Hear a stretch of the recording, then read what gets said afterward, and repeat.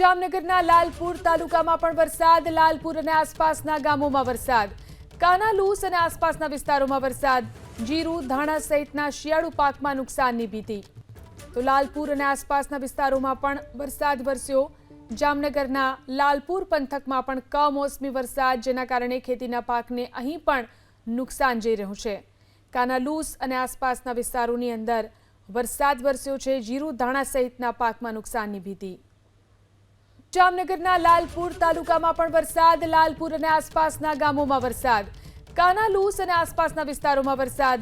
જીરું, ધાણા સહિતના શિયાળુ પાકમાં નુકસાનની ભીતિ. તો લાલપુર અને આસપાસના વિસ્તારોમાં પણ વરસાદ વરસ્યો. જામનગરના લાલપુર પંથકમાં પણ કમોસમી વરસાદ, જેના કારણે ખેતીના પાકને અહીં પણ નુકસાન જઈ રહ્યું છે. કાનાલૂસ અને આસપાસના વિસ્તારોની અંદર વરસાદ વરસ્યો છે. જીરું, ધાણા સહિતના પાકમાં નુકસાનની ભીતિ.